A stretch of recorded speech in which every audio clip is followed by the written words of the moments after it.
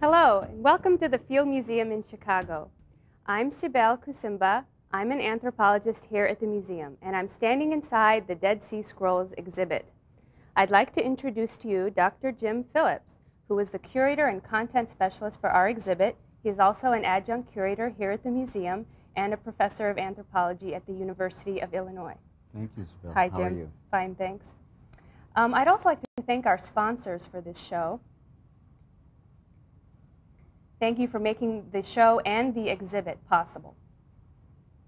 Now, Jim, the Dead Sea Scrolls have been called the archaeological find of the century, and today on the show we're going to find out why with the help of you and two other well-known experts on the Dead Sea Scrolls. But first, behind me in the conservation lab, why don't you explain a little bit about what Miss Elena Libman is doing with some of these actual fragments of Dead Sea Scrolls? Ms. Libman is trying to conserve some of the fragments of the scrolls that were, when they were first discovered, were being placed on glass with adhesive. And one of the things she's trying to do is remove some of this adhesive that is from cellophane or sellotape, or what we would call Scotch tape in the United States. And Elena is one of 4 people in the world who are able to do this particular task. And she's here from Israel for 3 weeks to a month in this exhibit, conserving scrolls, as she does in Israel and in Jerusalem. Okay. Now I'd like to introduce Mark Watson, a history instructor from Indiana Academy. Mark? Yes. Hi. Hello. Who do you have with you there today? From the Indiana Academy, we have Huey Che, Janet Barrows, and Charlotte Wright. All righty. And we also have 3 students from the Chicago area with us. Russell, tell us who you have there. I'm Russell from the University of Chicago Lab Schools. Hi, I'm Yasmin Yukani from Niles North High School. And I'm Mustafa from Maine East High School. All right. Well, welcome, and we're very glad to have you with us today. Jim, can you, by way of introduction, tell us a little bit more about the discovery of the scrolls? Certainly, Sibel. The scrolls were originally discovered accidentally in 1947 by a young Bedouin boy looking for his goat. Threw a stone into a crevice in some cliffs above the Dead Sea. And and you see on the map where that is, when he heard a thunk, he crawled into this particular cave, which we call Cave 1, and discovered some leather documents in association with some ceramics. He then removed these from the cave, brought them to Bethlehem, and eventually sold them for a very nominal amount of money to an antiquities dealer who himself then sold them. The caves are above this place that you see now, which is called Qumran, an archaeological site excavated between 1951 and 1956 by the École Biblique, or the French school in Jerusalem. The team headed by the director, a Dominican priest named Père Roland Deveau. So for 4 or 5 years there were excavations, and at the same time scrolls were being discovered regularly by the Bedouin who were searching the cliffs above, as were the archaeologists searching the cliffs above. This is the site of Qumran. These are the 2 Bedouin boys, old men by this time, but Muhammad Adib and Juma, who originally found the scrolls, and this is one of the people who had purchased them, Mar Athanasius Samuel from the Syrian Orthodox Church, who eventually sold this scroll, the Isaiah scroll, to a man named Yigal Yadin, who is the head of the Institute of Archaeology at the Hebrew University. And they now reside at the Dome in Jerusalem, at the at the Shrine of the Book. This is the table where, in the Rockefeller Museum, where the scrolls were being studied. This is the Shrine of the Book, and what you see sticking up there is directly a scroll jar, an emulation of the scroll jar. That's really interesting. Now, I noticed on the video that it said that the scrolls were 2,000 years old. Now, how do people know that they're 2,000 years old? That's a good question, Sibel. The scrolls are, we know for using a variety of techniques and methodologies. One is dating, absolute dating method of the scrolls themselves, radiocarbon dating. This is a very old tape of doing some radiocarbon dating or preparing the samples. They no longer use coal or variety of other elements. We also use something called thermoluminescence dating. That dates the time when the clay was fired. We use paleoepigraphy, that is using looking at the changes in handwriting, and of course the ceramics. And the ceramics at the site tell us that is Roman period. And in addition to that, we have direct textual references to this site and to the people living at the site. All right. Now, before the show, you were telling me a little bit about DNA work with the scrolls. Can you explain a little bit about how that's been done? Sure. There is a young man, biochemist at Brigham Young University named Scott Woodward, who is doing a series of studies trying to identify the nature and species of the animals upon which the scrolls upon which the scrolls were written. And he's identified so far sheep, goat, gazelle, and cattle. And what he's doing in this little vignette we see here is trying to determine the species of the scrolls themselves. And he has actually identified sheep families from different caves in terms of the scrolls. Thanks a lot, Jim. You're I'd welcome. just like to remind everyone to feel free to call in or send an email to the address at the bottom of your screen. And during the show, we're going to be taking your questions and answering your emails. So please do call in or contact us via the internet. Now, Russell, I understand that you're doing an experiment there that is supposed to replicate some of the methods that we've just seen in the DNA tape that we just looked at. So, Russell, why don't you explain what's going on over there?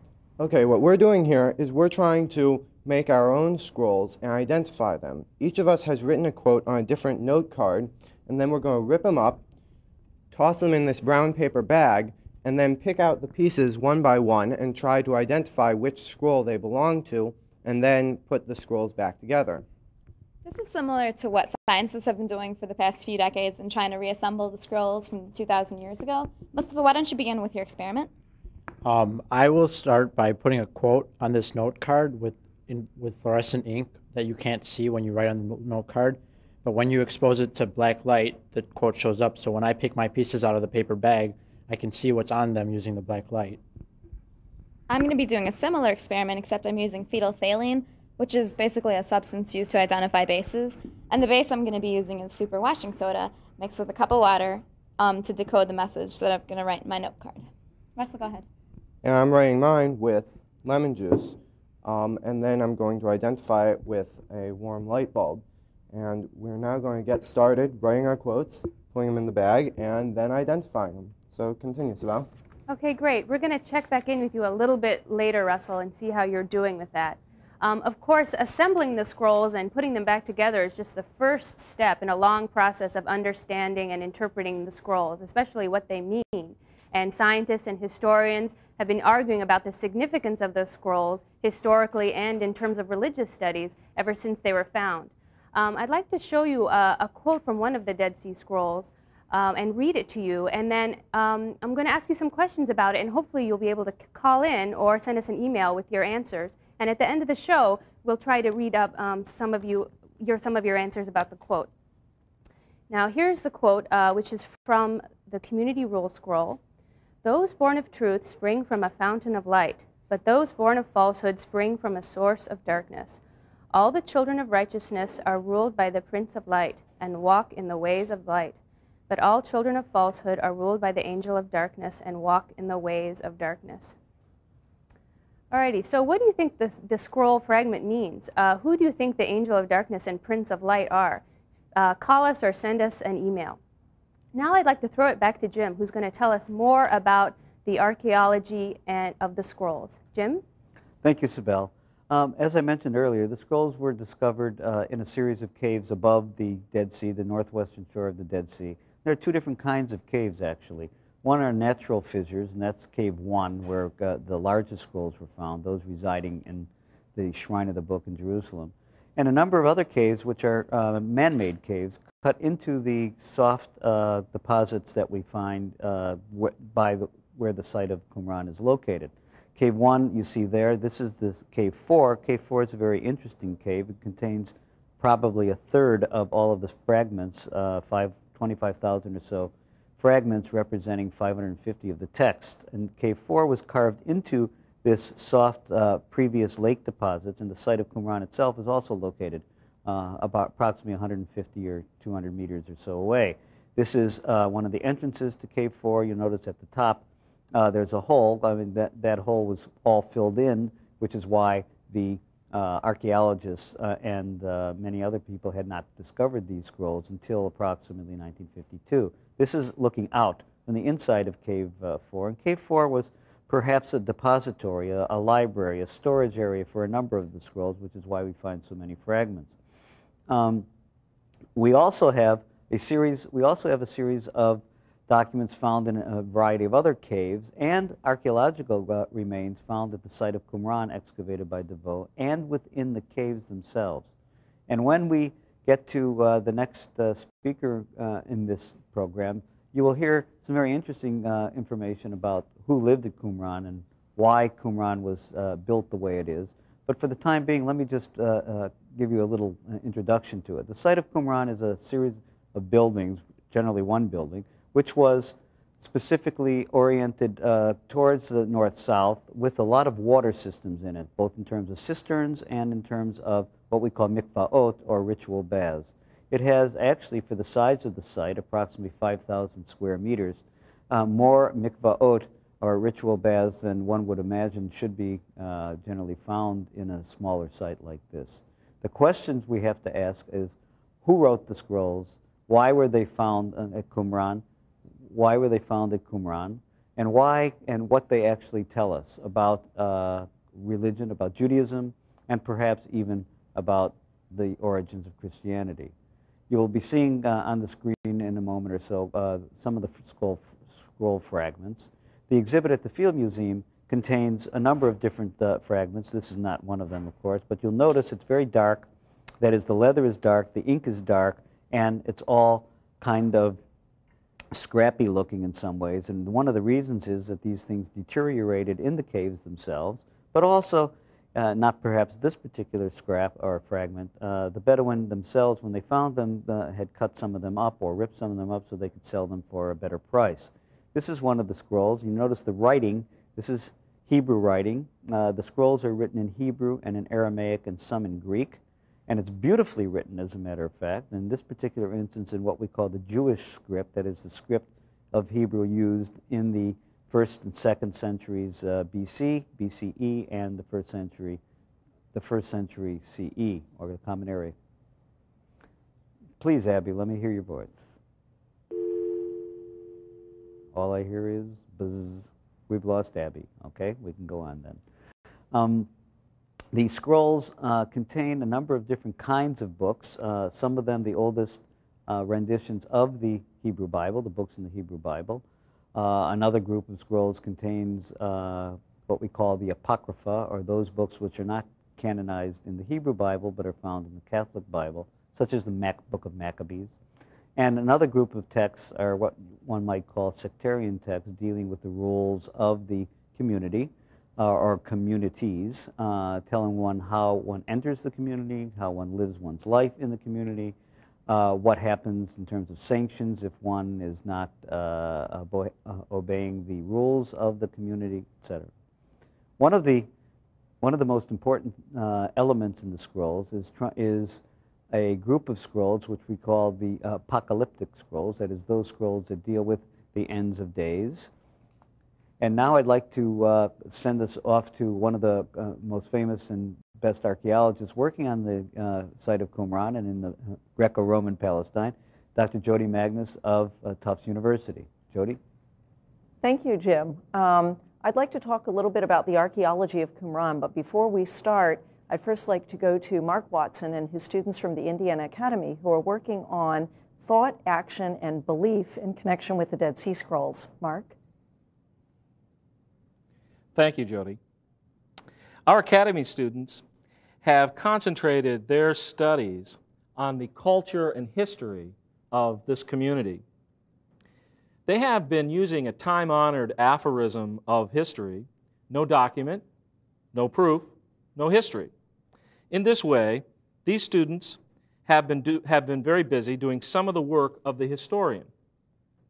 Since we define culture as the way a group thinks, acts, and believes, our students have each selected a specific text from the community scroll to analyze and interpret using this thought, action, and belief context.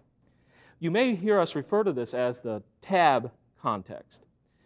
First, Huey, which of the tab contexts did you employ?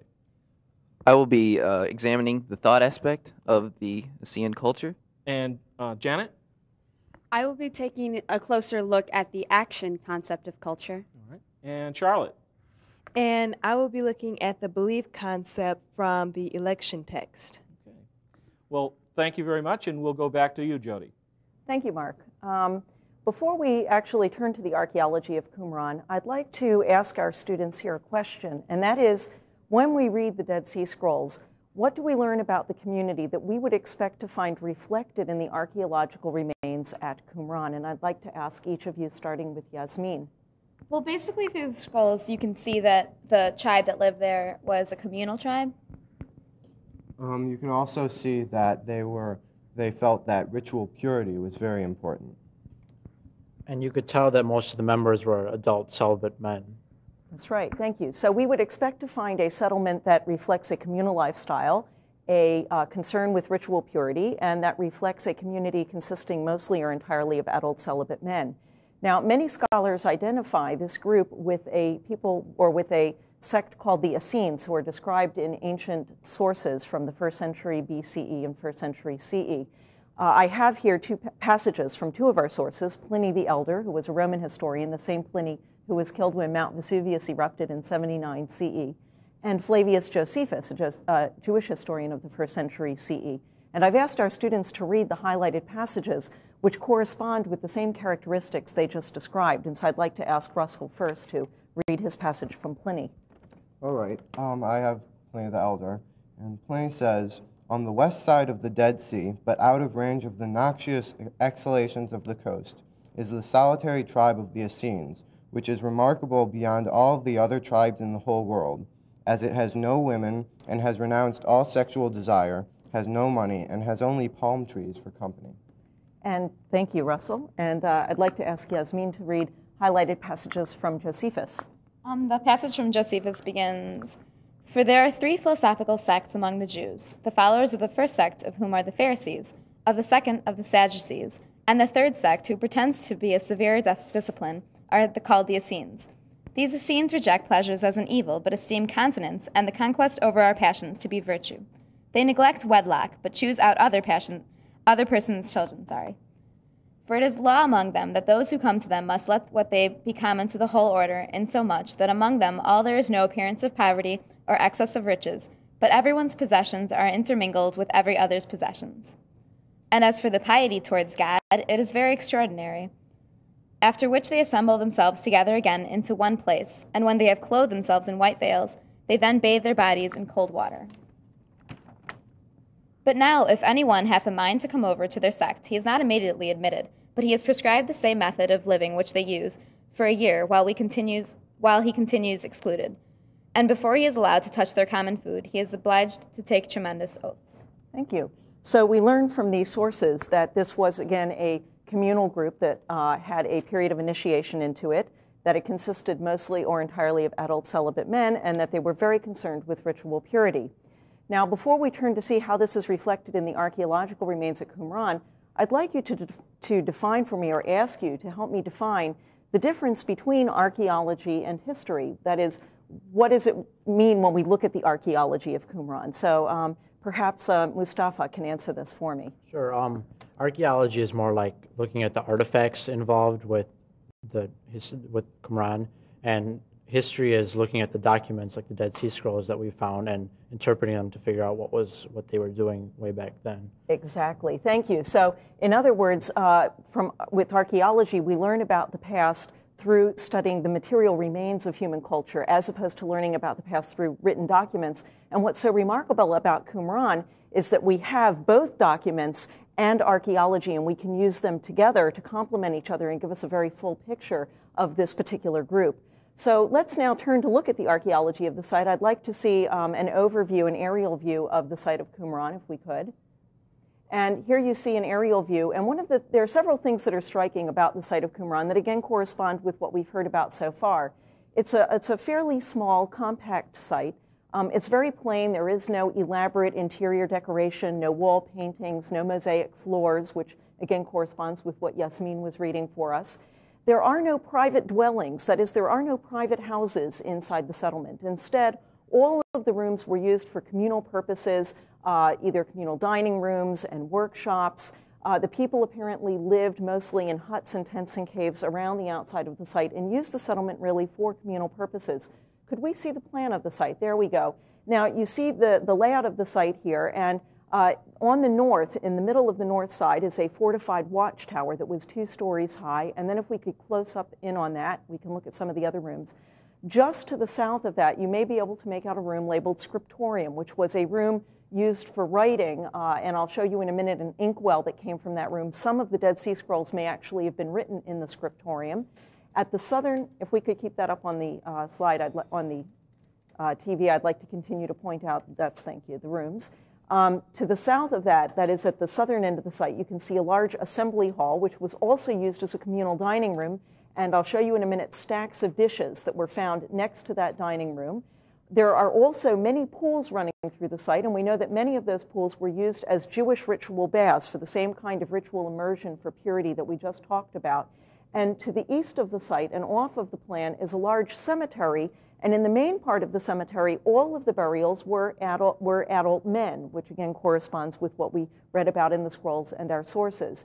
Now, I'd like to show you some of the finds and the rooms at the site. If we could now see the inkwell from the scriptorium. There you go. This is an inkwell that was found together with tables and benches in that room labeled the scriptorium that suggests, again, some sort of writing activity took place there. And if we could see the slide, the view of the assembly hall and dining room. There we go. This is the largest room at the site, and because it is the largest room, the excavator of the site, Roland Deveau, identified it as a communal assembly hall and a dining room because in the room immediately adjacent to it, could we see the view of the dishes? There, he found stacks of over 1,000 dishes, and all of these dishes are the kinds of dishes that you eat off of. In other words, there's no dishes for cooking, they're dishes that are your table service. And just thousands, over 1,000 of these dishes stacked one on top of the other, which again suggests that people were eating communally. And the other interesting aspect, again, are all of the mikvaot, the Jewish ritual baths found around the site. Here we see one of them, and you can see that they're characterized by having these broad sets of steps going down to the bottom, because to ritually immerse yourself, you had to walk down the steps and immerse yourself in the cold water and come back up out of the ritual bath. So in other words, all of the features that we read about in the scrolls and heard about from our sources are in fact represented in the archaeology of the settlement at Qumran. And at this point, I would like to now turn back to Mark Watson and his students and see how they're proceeding. Thank you again, Jody. All of you have been doing some rather higher level thinking, and in each case you've come up with a synthesis of material from this translation in each of the texts. Huey, you're working on the thought aspect of the tab context. How did you proceed? Well, like I mentioned before, I used the tab concept to as mentioned before, I used the tab concept to examine the thought aspect of the Assyrian culture from the script that is displayed here on the easel. I'll read it to you. If one of them has lied deliberately in matters of property, he should be excluded from the pure meal of the congregation for 1 year and shall do penance with respect to 1/4 of its food. And this shows how the Essenes considered property. They considered it very communal as property of the community. They had no private belongings, and that this socialistic group did in fact have laws that were enforced, and this is that they had punishments for these laws. And the Essenes were very big on purity, and what you were very impure when you lied, so therefore you were breaking one of their laws. And so as shown in the translation, there was a punishment and a isolation from the community, similar to how today we isolate criminals who do acts against the law. Okay. And Janet, you were working on the action aspect of the tab concept. Yes, I am looking at a script which reads, "And thou hast chosen our fathers and hadst given to their seed the precepts of thy truth and thine holy judgments, by which a man, if he practices them, shall live." this is displaying action from two different parties. It's first talking about the actions that God has committed. God has selected this people to be his chosen people, and he has given to these people the knowledge that they need to live out a holy life so that hopefully their lives can be spared in the end of days, which these people believed was at hand. And then this text also looks at the actions of the people, because these people set to live their lives so that they would be following these divine truths and judgments that God had provided to them. And Charlotte, yours was the belief aspect of the tab concept.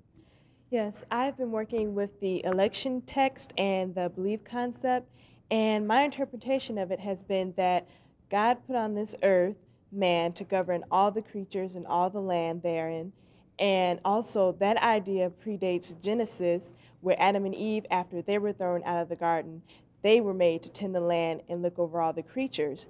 And also you find that you have the dualistic spirits, the spirits of righteousness and unrighteousness, where at one point in a man or woman's life, they will walk in one or two throughout their life at one point in their life or another. I think this would be a really, really excellent time to take a look at both the site and the archaeology that Jody has been mentioning and our own linguistic studies. What kind of relationships do you see between the archaeology of the site and your linguistic interpretations?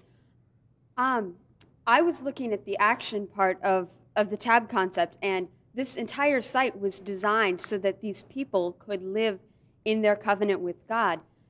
The design of the site regarding things such as measures for ritual purity and for holy meals definitely show that these people were concerned with the precepts that God had given them.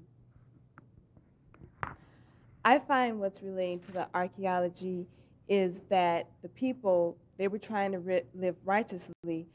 Through this, they were able to set up the land how they wanted, such as this Qumran community, where they could set it up such as the purification methods in the pool and the eating areas with their dishes. They were able to set that up so that they could live righteously.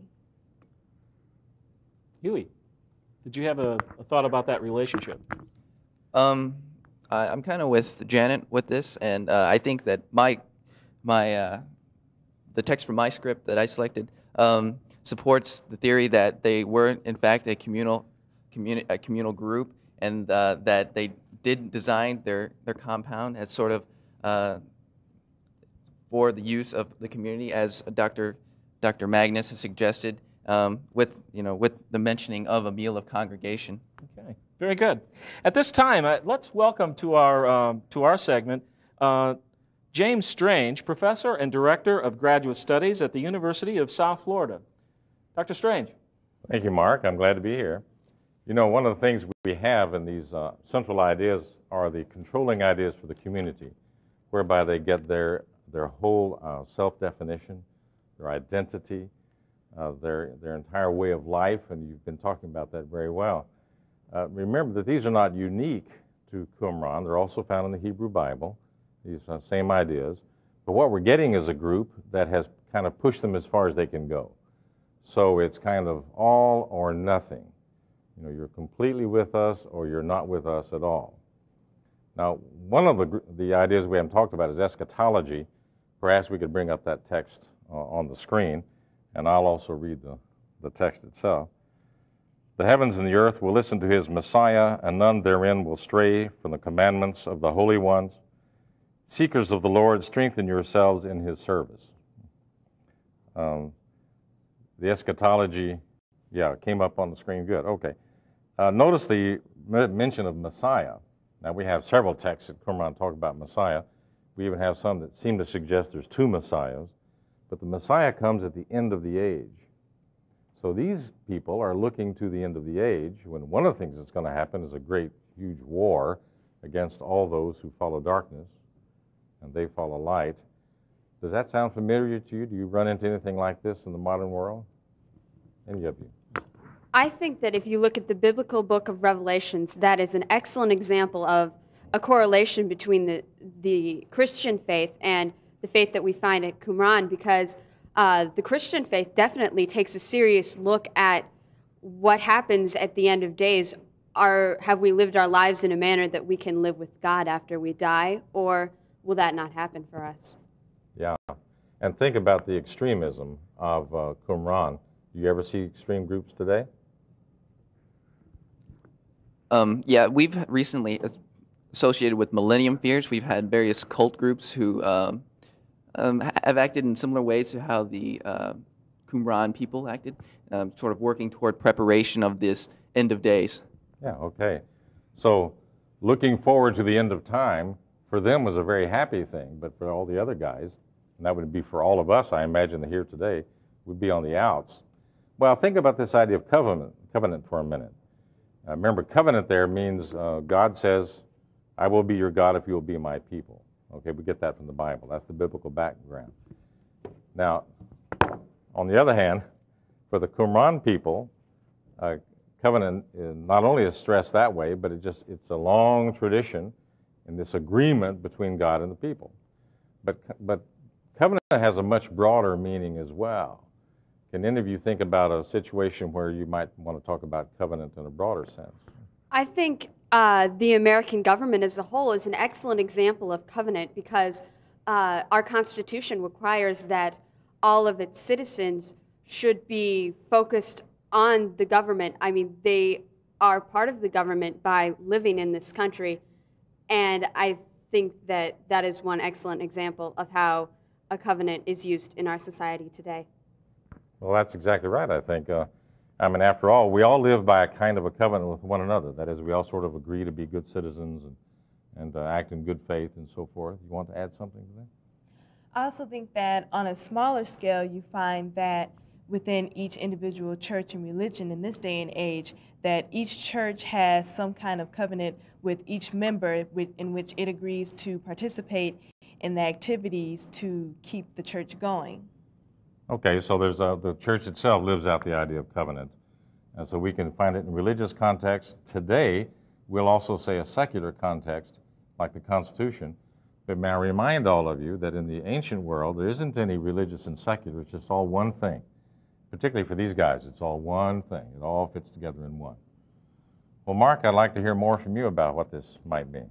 How then would we like to summarize this thought, action, belief aspect in our better understanding of not just the history of this community, but the culture of the community? Anyone like to take that one, please? Well, I think that this tab concept lets us be in the Essenes' shoes. When you think about people's thoughts and their actions and their beliefs, that's essentially the person's way of life. That's essentially how they live, how they ate, how they slept.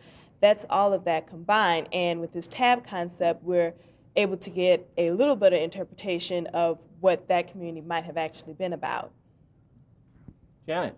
I think that by examining both the thoughts, the actions, and also the beliefs of a people, we can really get a sense of how these people actually lived, because that triplet, those things are very important to a culture. So I think that any time that all three of those are examined in conjunction with each other, then that will give you an excellent sense of what exactly was happening within that culture. I think by examining the culture of the people at Qumran, we can also possibly find answers to motivations for writing these scrolls and putting them in the caves, which is an important subject when dealing with such a matter. It takes such a long time. So in that case, we were actually thinking in terms of the investigative aspect of this, almost like a large detective story with professors and experts like Dr. Strange, basically doing the work of the academic detective, if you would. That's a very interesting synthetic idea. Very good. Thank you. At this point, we'll go back to Jody and hear from that group. Thank you. Jody, I was actually just wondering, looking at the plates behind you over here, I was wondering why they have so many plates in the Qumran community. Yeah, it's an interesting question, because we know, again, that they ate communally, and so, of course, they would have needed a lot of dishes for communal meals. But Most of the conservative estimates of the size of the group at any one time, let's say the maximum size, would have been maybe about 150 members. So why do you need over 1,000 dishes for dining? So apparently the number of dishes for dining reflects not only these communal meals, but also their concern with ritual purity. I was wondering if that was analogous to the Jewish keeping the kosher kitchen and eating only kosher foods. Right, although that's sort of a more recent development, it would be an analogous idea to that. And this group did believe that food and drink could transmit ritual impurity, and therefore every member received his own dish of food, which was very different from the contemporary ancient practice of when you ate out of a communal dish. You would have a big pot of stew put in front of you, and everybody would eat out of that. But because they were concerned that that could transmit ritual impurity, each member received his own dish. And so it's something analogous to what you're saying. That's okay, right. That's interesting, because that's kind of like the Islamic belief of eating only halal meats. I was just finding that kind of striking. That's right, that's right. Also, I was wondering, did the Essenes base the religion on the Torah? I mean, they were Jewish, so how focused was the religion on the Torah rather than their own separate writings? Well, it's not so much and again, this would probably be a better question for Professor Strange, since it's not an archaeological question, but I'll do my best, and if he wants to add. It's not so much a distinction between the Torah and their beliefs, but it's their interpretation of the Torah. And their interpretation was much stricter than the interpretation of other Jews. And so their practices were therefore stricter. That is, they had more necessity of ritual purification. They had interpretations of the law that other Jews did not have. So they believed that their interpretation of the Torah was the correct one.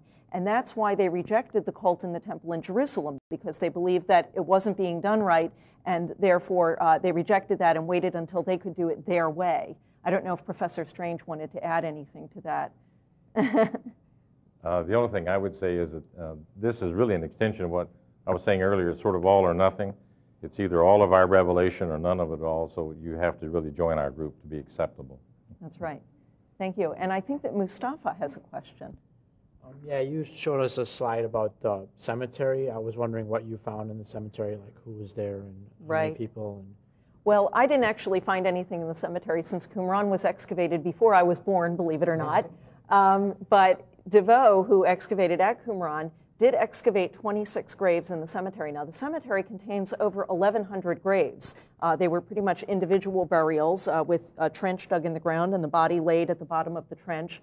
And of the 26 graves that he excavated, he found that in the main part of the cemetery, all of the graves were oriented in very neat rows, very neatly aligned, with the head facing south and the feet facing north. And we don't know why this is the case. And in the main part of the cemetery, all of those burials were of adult celibate men. On the fringes of the cemetery, however, the bodies were not neatly aligned. They were randomly distributed.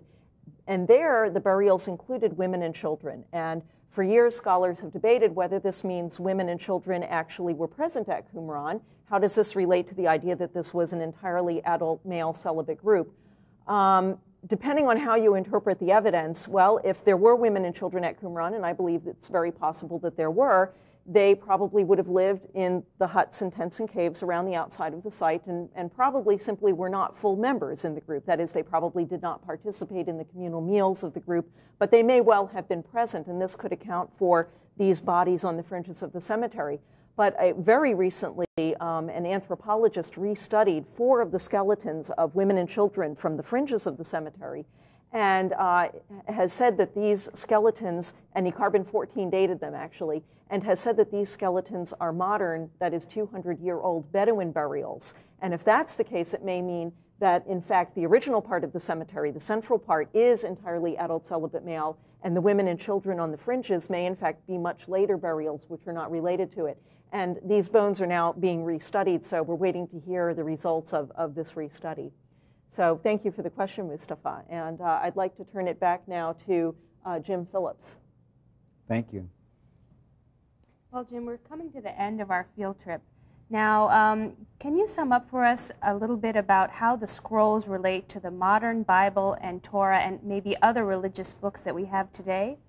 Sure, Sibel. The scrolls, as as you recall, many of them are the books of the Hebrew Bible, that is, all 26 books other than the book of Esther.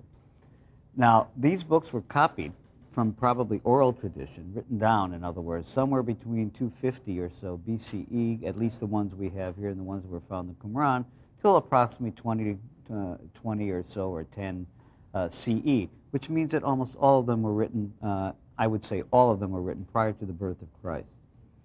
Further, these books contain the actual same words that you would find in any Hebrew Bible today, or the Septuagint or Greek version of the Bible, the Catholic Bible, or the Syriac Bible. In other words, in modern terms, the Bible books were found at Qumran. However, there are some that are not exactly in the same words. As an example, the book of Jeremiah found at Qumran is missing 20 of the chapters that we find in the Hebrew Bible today, the Hebrew book of Jeremiah. There's also other kinds of things in the scrolls that do perhaps reflect some relationship with Christianity, whatever it might be. That is, there are some thoughts and some ideas and some words that are found in some of these scrolls, which we have at the Field Museum exhibit, which contain language that is found in some of the Gospels, such as Matthew and Luke. The concept of resurrection, the concept of baptism, the concept of the words, the Son of God, the concept of the Messiah. These are found in a variety of Gospels. So there is some language, shall we say, that is found, which does occur later on in Christianity, in the New Testament. But we must recall that none of these books were canonized at the time. In other words, there was no Bible, in the sense that we know of a Bible, neither an Old Testament nor what we call a New Testament. None of those occurred until after the fall of the temple in 70 AD, and the dispersal of Judaism, and the beginning, after the 1st century AD, of Rabbinic Judaism or normative Judaism, the Judaism which we have today. I see. Well, that's very interesting. Now I'd like to throw it back to the students who have been working on the activity that they began at the beginning of the field trip. Russell, are you there? Okay, so we're back here trying to put together these scrolls, and we've made some progress. We're most of the way done, and we identified the different pieces with the light and the super washing soda and the black light, and we've separated them out and pieced them together. And this is much like what the scientists have done in their arduous process of putting together these scrolls after they had fallen apart. And we have put together a different person's scroll and found out their quote. So back to you, Sibel, to continue. All right. Well, thanks, Russell. Well, Jim, do you have any parting thoughts on the significance of the scrolls? Sure. The scrolls, I think, to me, and this exhibit to the city of Chicago, and I hope to the nation, because this is the only venue it will be in the United States. It goes back to Israel. Show the public that Judaism, Christianity, and Islam come from a common source. Common language, common source, Semitic languages, whether it's Aramaic, whether it's Hebrew, whether it's Arabic, all found in this little tiny area of what we call the Levant, the Jordan River Valley, this particular area which is holy to so many of our Western religions, and that these scrolls show that, truthfully, all of us are one. We come from the same source, as the Quran says. Christians and Jews are people of the book. Abraham, Isaac, Jacob, Moses, and Jesus are all prophets, and all prophets in Islam, and which is the latest of these Western things. Great. I think we have a phone call for Jody now. Caller? Yeah, I'd like to know how they determined on the map that we looked at earlier what rooms were what. Oh, that's a great question. Thank you for asking. What's your name? Jill. Jill? Hi, Jill. Well, the archaeologists determine what the rooms were used for mainly on the basis of the kind of finds in the rooms. In other words, the scriptorium was identified as a scriptorium or a writing room because benches and tables were found in it together with the inkwells, and that suggests that some sort of writing activity was going on in that room. The assembly hall was identified as an assembly hall because it's the largest room at the site. And it was also identified as a communal dining room because the room next to it, which opens right onto it, contained all of those stacks of dining dishes that I showed you before. So although you can't really tell just from the layout of the rooms what they were used for, you can tell based on what was found inside of them. Does that answer your question? Yeah, thank you. Thank you, Jill.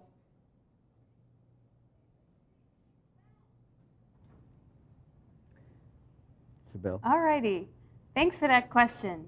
Let's go back to the quote that we looked at the beginning of the show. Jim, I think you were with me when we read this quote. Now, based on what we've heard, how do you think this quote can be interpreted? The one from the Community Rules Scroll. I have to go back to the quote, but there it is. There it is. Those born of truth spring from a fountain of light, but those born of falsehood spring from a source of darkness.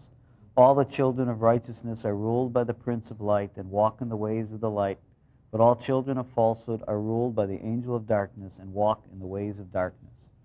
In terms of my interpretation, we can go back to Jim Strange's idea that it's all or nothing with these people. You are children of light if you belong to their covenant, and you are children of darkness if you do not.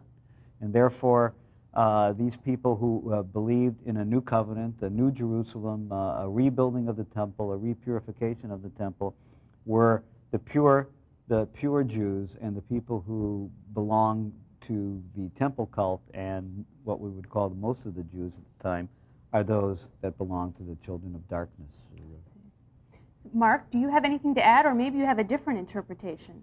Well, I certainly don't have a different interpretation, but one of our students, Huey, had a question for Jody with respect to the archaeological site. Huey, what question were you going to ask?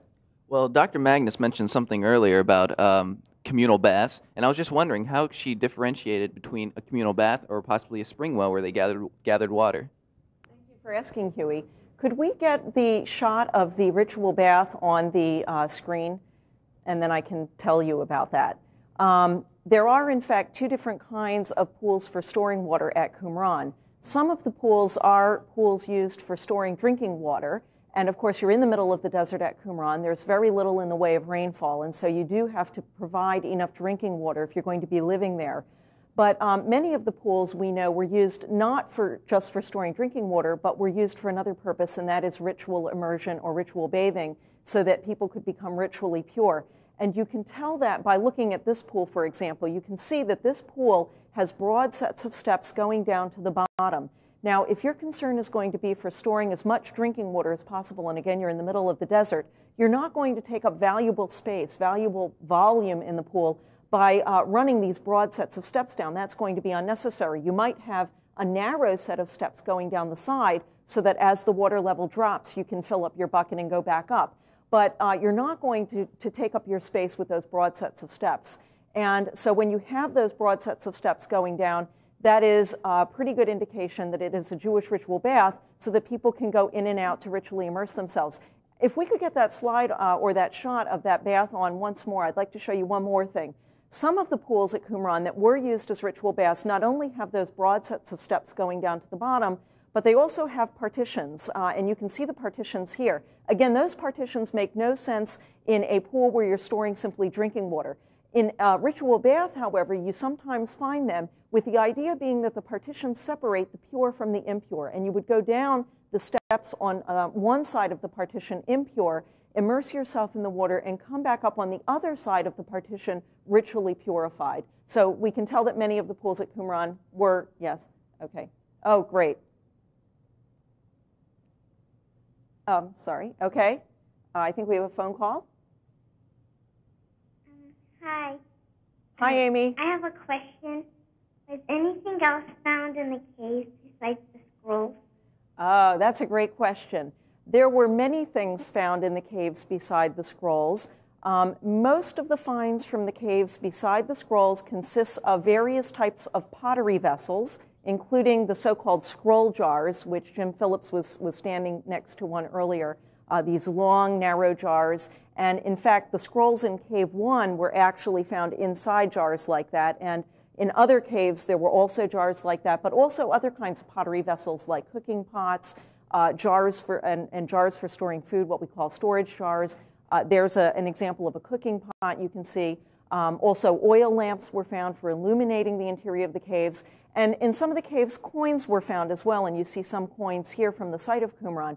And these finds indicate that not only did the people deposit scrolls inside the caves, there you see, for example, some pottery vessels. Not only did people deposit scrolls in the caves, but in fact, some of the caves were actually lived in. And we can tell that, therefore, by the fact that these kinds of pottery were found in the caves. There's the inkwell again. Amy, did that answer your question? Yeah. Thank you for asking. And now I'd like to go back to Jim Phillips. Thank you. What I would like to do is ask the students what you think you might have learned from this effort that we've had today. That is, reading the scrolls, looking at the exhibit, looking at the artifacts. And I'd like to call on each of you, if I might, and see what you have learned. Go ahead. Okay, I think the biggest thing that we learned from this was we became very familiar with the culture of the people who lived in Qumran, and just by looking at the artifacts that were found and the text of the scrolls that have been interpreted for us, we really got an excellent sense of exactly what these people's lives were like, how they lived, and what their system of beliefs were. Charlotte?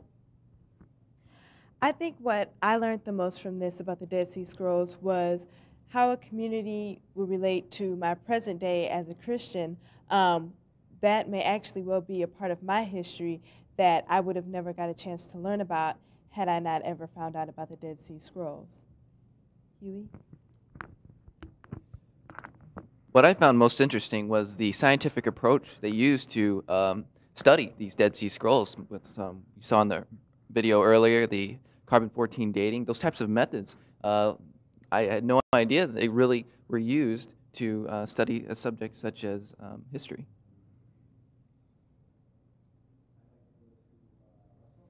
Russell, what do you think you and Yasmin and Mustafa have learned? Russell? So from this we learned about how the scientists put together the scrolls and the process they had to go through, like in the conservation lab, separating them out and conserving them. And here we're putting them back together, like they found them in the caves and then recreated them and put them back together so that we can see them today. And Yasmin? As you can tell, some of them didn't come out all the way, but that's okay because they're not always going to come out at the first try. But mine and Mustafa's did. If you can see it, you probably can't, but there's a quote on there, and then there's a quote if you look under the black light. And it basically just takes a lot of determination to put them back together and a lot of work. And that's why it's taken so many years to actually get all these scrolls together. And they can't always even get them together with all of the work and all of the tools they have. Sometimes parts of the scrolls are lost, and sometimes they just can't quite get them to work. I just want to try to. All right, thanks, Russell. Now we have a phone call, and I'm going to direct you to Jim Strange. And caller, please tell us your name and where you're from. My name's Mary, and I'm from Indiana. Okay. And my question is, what all has been done to preserve the scrolls since they were discovered? Well, that's a good question. The problem with scrolls and anything organic is that if you change the environment dramatically from the environment when they were in the cave to anything that we do today, the dramatic change accelerates their deterioration. The Israelis then have, for example, gone to elaborate precautions. They used to, for example, simply display the big Isaiah scroll. They no longer do that. They do an exact facsimile, and the Isaiah scroll itself is in a controlled atmosphere without oxygen at a specific temperature and a specific humidity, as are all the scrolls actually, in some sense, in a sealed environment. You just have to do that. Did that answer your question? Yes, thank you. You're welcome. All right. Well, I think we're wrapping up our field trip now. And I'd like to thank everyone for joining us. Thank you very much, Sybil. Thank you, Jim, and all of our experts and students.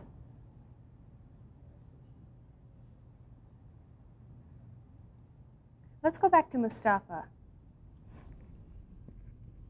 The primary thing that I learned from this was how how hard it was to put the scrolls back together because they were in such small fragments and mixed together with other scrolls.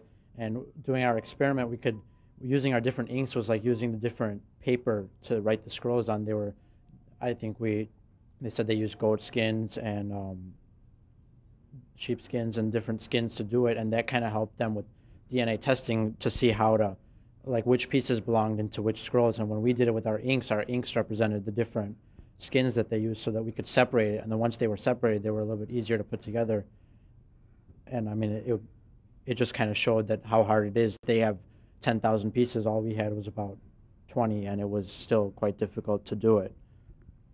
Well, when we were back with Jody, I picked up on how intricate the society that lived there was, and how everyone at Qumran had all these pots and dishes and all these huge houses that they lived in, and it's just it's almost like the primary revolution to like what we are today and all the religions that there are today, like Judaism and Islam and Christianity and what it's become.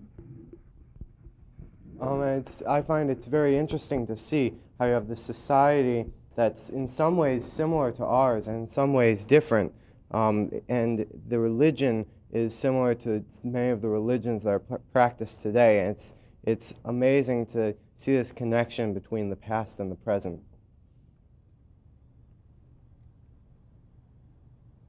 Thanks, everybody. I'd like to thank everyone for participating in our field trip today. Jim Phillips, Jody Magnus, Jim Strange, all of our students from Indiana and the Chicago area. I'd like to thank all of you for listening, and I'd like to thank our sponsors. And Mark Watson. Sorry, Mark. So thanks very much, and I encourage everyone to come to the Field Museum if you're in the Chicago area and see the Dead Sea Scrolls exhibit before the scrolls are taken back to Israel.